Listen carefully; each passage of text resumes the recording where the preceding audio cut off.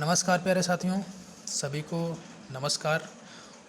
कैसे हैं आप सब लोग? उम्मीद है कि सब लोग बहुत अच्छे होंगे और आगे भी ईश्वर से यही उम्मीद रहेगी, क्योंकि आप भी हमारे फॉलोअर्स हैं, हमारे ऑडियंस हैं और एक फैमिली की तरह आप लोग हैं। ईश्वर से यही प्रार्थना रहेगी आप लोग सब हमेशा बहुत अच्छे रहें और आपकी हर उम्मीद, जो आपकी आशाएं हैं, वो पूर्ण हों। तो साथियों, आप लोग सब लोग इंतज़ार कर रहे होंगे यूपी होमगार्ड की जो भर्तियां आने वाली हैं, उसी का ये वीडियो है। और आप लोग इंतज़ार कर रहे होंगे कि कब आएंगी, क्या न्यूज़ चल रहा है, क्या इसमें चल रहा है, क्या नहीं चल रहा है। इन सब पे जो है बात करेंगे। और दो टॉपिक हैं होमगार्ड के। एक तो होमगार्ड भर्ती में किनको वरीयता मिलेगी, और दूसरा होमगार्ड में भर्ती होने से क्या क्या बेनिफिट हैं। आप होमगार्ड भर्ती को नॉर्मली लेके मत चलिए, क्योंकि जो है इसके फ़ायदे भी आपको बताऊंगा। तो आप लोग जो है जैसा आपको महसूस हो या आपको लगे, तो आप लोग हमें कमेंट बॉक्स में लिख के बताइएगा कि हाँ, ये चीज़ें सही हैं कि नहीं सही हैं। और ये स्लाइड लगा हुआ है आरओ भर्ती में जिन लोगों ने फार्म भरा हुआ है इलाहाबाद हाई कोर्ट का।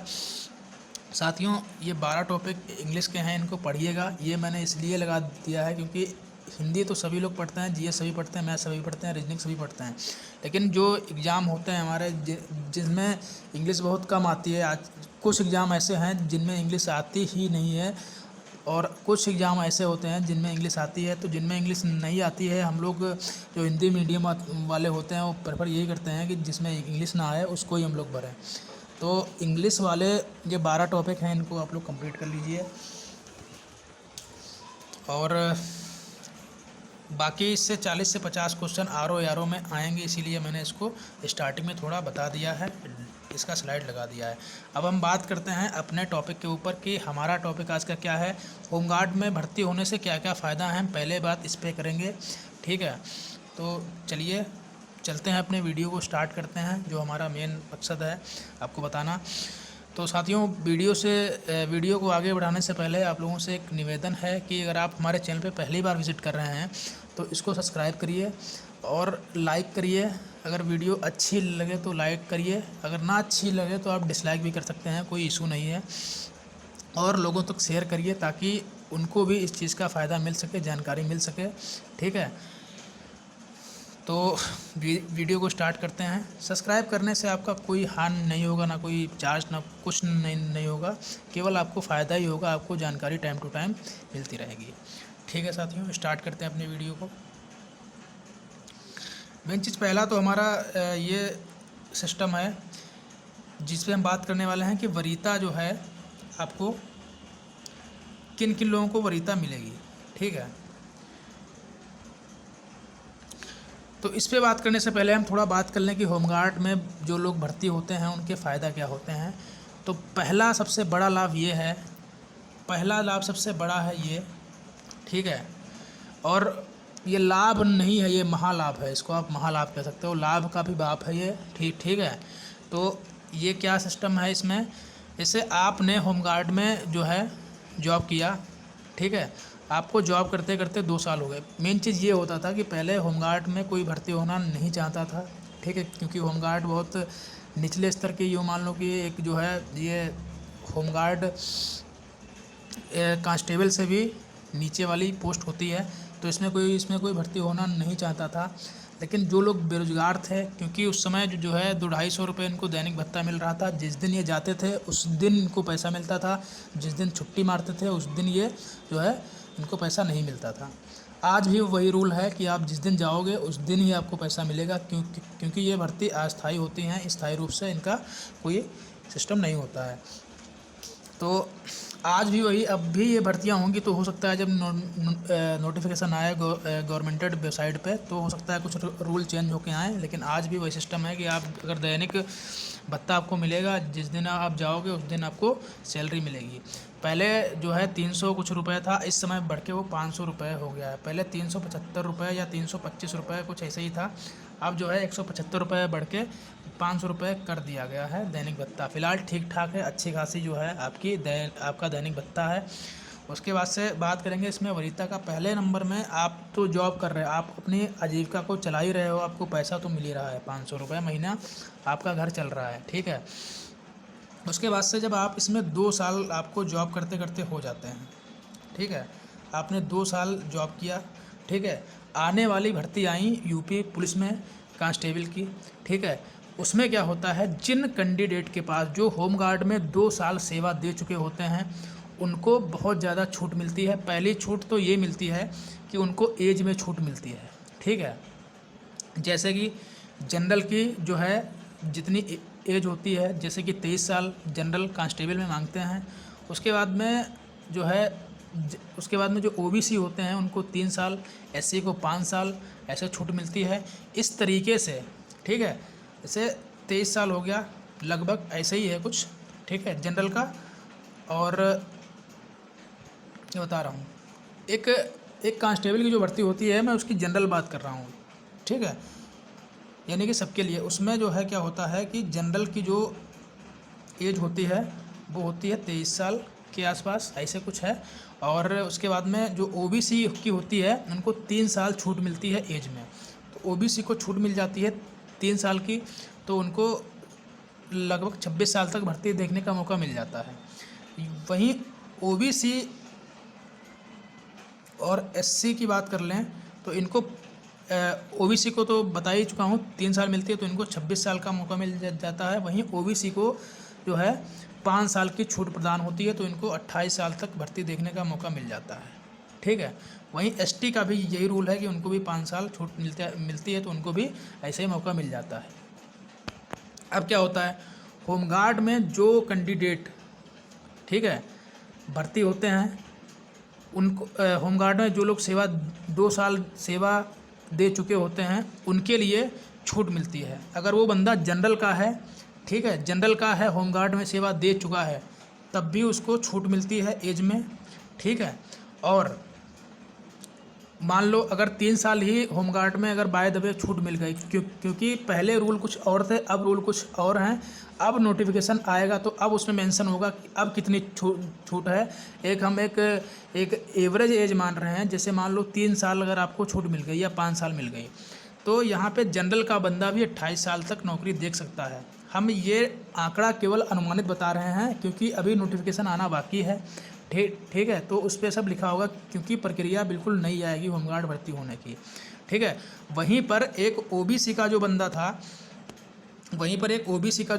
वो बंदा जैसे कि उसको उसकी एज में उसकी जो है कैटेगरी के हिसाब से छूट मिल के वो 26 साल तक उसमें देख सकता था भर्ती। लेकिन अब उसको अगर 3 साल या 5 साल और होमगार्ड के सर्टिफिकेट पे छूट मिल गई तो इसकी 3 साल या 5 साल और बढ़ गई। हम एवरेज 3 साल मानते हैं, तो ये इसकी भी 29 साल होमगार्ड में भर्ती देखने की एज इसको मिल गई, मौका मिल गया। अगर भर्ती बोर्ड 5 साल एज बढ़ाता है तो इसको 31 साल इसको मौका मिल जाएगा भर्ती देखने का, एक ओबीसी बंदे का, अगर वो होमगार्ड में 2 साल सेवा दे चुका है तो।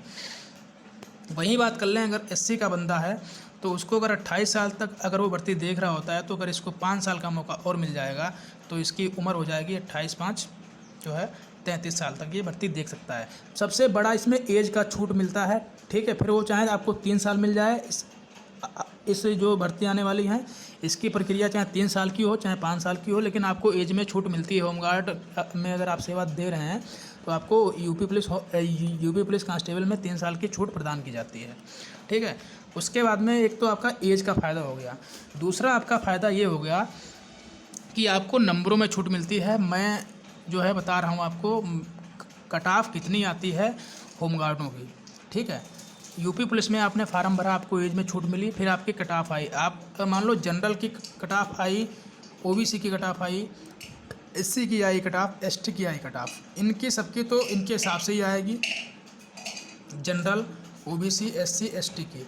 लेकिन अब जब होमगार्ड की कट ऑफ आएगी, ठीक है, तो इनकी अलग कट ऑफ आएगी। उनकी जितनी भी आए, जैसे पिछले साल आई है 180 नंबर, 170 नंबर, 160 नंबर ऐसे आई है, जो भी आई हो, तो होमगार्ड की कट ऑफ आई थी, ठीक है।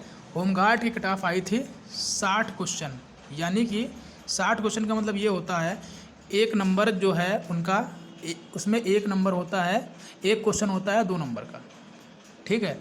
एक क्वेश्चन होता है 2 नंबर का, तो उसमें जो है लगभग 150 क्वेश्चन आते हैं, तो 300 नंबर का वो हो जाता है उनका पेपर। तो 60 का अगर हम डबल कर लें तो इनका 120 नंबर हो गया, ठीक है। मतलब कहने का मतलब ये है अगर जनरल की कट ऑफ 180 आ रही है या 200 के आसपास उनकी लगभग कट ऑफ रहती है कांस्टेबल में, 200 नंबर के आसपास, यानी कि वो लोग 100 क्वेश्चन सही करते हैं तो उनकी कट ऑफ उनको जो है 100 क्वेश्चन सही करते हैं तो उनके 200 नंबर होते हैं, तो उनको भर्ती में भर्ती किया जाता है। लेकिन वही होमगार्ड अगर 60 क्वेश्चन भी सही करता है, ठीक है, तो उनके 120 नंबर पे उनकी भर्ती हो जाती है। 40 क्वेश्चन आपको जो है 40 यानी कि तकरीबन ये मान सकते हो कि आपको बहुत ज़्यादा फ़ायदा होता है। 50% के आसपास जो है आपको फ़ायदा हो सकता है। वो डिपेंड करता है कि आपकी होमगार्ड की जो है रिजर्व कटा, होमगार्ड की अलग वैकेंसी आती है, होमगार्ड में होमगार्ड का कोटा होता है, तो होमगार्ड की वैकेंसी कितनी है, होमगार्ड कितने भर्ती होंगे।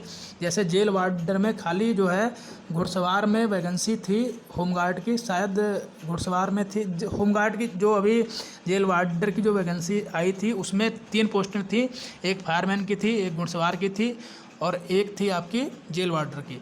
तो उसमें कुछ में जो है कुछ में होमगार्डों की भर्ती थी, कुछ में होमगार्डों की भर्ती नहीं थी। जैसे कि उनको होमगार्डों की भर्ती खाली घुड़सवार में थी, फायरमैन में थी नहीं, ठीक है। इस हिसाब से एक अनुमान लगाते हैं कि आपको जितना कोटा होता है उसी के हिसाब से आपको लगभग 40 से 45% आपको अदर लोगों से आपको फ़ायदा मिल जाता है। तो ये सबसे बड़ा फ़ायदा है कि आप कांस्टेबल में भर्ती हो, आप अपनी सेवा दो। उसमें आने वाले देखो पुलिस की भर्ती आती ही रहेंगी, क्योंकि अब रूल्स चेंज हो गए हैं, क्योंकि अब होने लगी है छटनी, क्योंकि 50 साल तक जितने लोग अनफिट होते हैं उनको निकालते हैं, उनकी भी भर्ती बढ़ेंगी। और क्या होगा, जो लोग रिटायर होते हैं वो मतलब 2-3 साल में आपकी पुलिस की भर्ती आ ही जाती हैं। अब तो भर्ती सारी कंप्लीट हो चुकी हैं, अभी 25,000 भर्ती बची हैं। बाकी अदरवाइज़ जब भी भर्ती आएंगी, चाहे 5,000 आएँ चाहे 6,000 आएँ, ठीक है, तो उसमें आप लोगों का कोटा मिलेगा, ठीक है। तो भैया ये हो गए इसके फ़ायदे, बहुत ज़्यादा फ़ायदे हैं। और अदर आप किसी भी चीज़ में फार्म भरते हो, अगर होमगार्डों को वरीयता मिलती है तो आपको वहाँ पे भी वरीयता मिलेगी, ठीक है। और बाकी अदरवाइज़ आप इसमें देख सकते हो जैसे कि यहाँ पे किन अभ्यर्थियों को वरीयता मिलेगी। तो वरीयता अगर होमगार्ड में आप भर्ती होना चाहते हो, ठीक है, तो आपको वरीयता कब मिलेगी, तो इस यहाँ पे लिखा हुआ है यूपी होमगार्ड में उम्मीदवारों को चयन लिखित परीक्षा के आधार पर उनका चयन होगा, यानी कि पेपर होगा। ऐसे वांछनीय योग्यता रखने वाले सभी अभ्यर्थियों को वरीयता प्रदान की जा सकती है। कौन से, जैसे कि जिन अभ्यर्थियों के पास जिला लेवल का जो है जिला लेवल का यानी कि वो डिस्ट्रिक्ट स्तर तक या तो स्टेट स्तर तक उन्होंने कोई खेल खेला हो, यानी कि स्पोर्ट का सर्टिफिकेट, ठीक है, उनको वरीयता मिलेगी, ठीक है। और उन्हें भर्ती प्रक्रिया में वरीयता मिलेगी। इसके अलावा उम्मीदवार जो होमगार्ड में संविदा आदि से जुड़कर कार्य कर रहे हैं, जो पहले से उसमें जुड़े हुए हैं संविदा पे, उनको वरीयता मिलेगी। और साथ ही तकनीकी रूप से दक्ष या कंप्यूटर चालन आदि का ज्ञान रखने वाले, जैसे आपके पास कोई सर्टिफिकेट है, CCC वगैरह है, O लेवल है, तो इनमें भी छूट प्रदान की जाएगी। और एक इसमें मेंशन नहीं है, मैं वो बता रहा हूँ, NCC जिनके पास है, NCC का B या C सर्टिफिकेट रखने वाले अभ्यर्थियों को भी इसमें छूट प्रदान की जाएगी, ठीक है। छूट नहीं मतलब वरीयता मिलेगी। वरीयता का मतलब मैं एक वीडियो में बता चुका हूँ कि वरीयता ये होता है कि 2 लोगों के इक्वल नंबर हैं, यानी कि किसी के नंबर एग्ज़ाम हुआ, मान लो किसी के 150 नंबर आ गए, ठीक है, ये एक जनरल बंदा है जो सबके साथ में फाइट कर रहा है, ठीक है, आपके भी 150 नंबर आ गए, आप भी सबके साथ में फाइट कर रहे हैं। इसमें प्रमाण पत्र वरीयता वाले दिए हैं, इसके पास ये प्रमाण पत्र नहीं है और आपके पास ये प्रमाण पत्र मौजूद हैं, तो इसको नहीं भर्ती किया जाएगा, इसको भर्ती कर लिया जाएगा। इसके पास ये प्रमाण पत्र हैं, इक्वल नंबर के बराबर अगर उसके पास हैं तो उसको भर्ती हो जाएगा, अगर इसके पास नहीं है तो ये भर्ती नहीं हो पाएगा, ठीक है। तो साथियों वीडियो तो लंबी है, लेकिन आप वीडियो को पूरा देखे होंगे तो आपको कुछ समझ में आया होगा। तो वीडियो अच्छी लगी हो तो इसको लाइक ज़रूर करिएगा और लोगों तक शेयर करिएगा। मिलेंगे नेक्स्ट वीडियो में, तब तक के लिए साथियों नमस्कार। और आपको बता दें कि भर्ती होमगार्ड प्रक्रिया जो है बहुत जल्दी आने वाली है, इस पर काम चल रहा है और बहुत ही जल्दी इसके फार्म आपको देखने को मिल जाएंगे।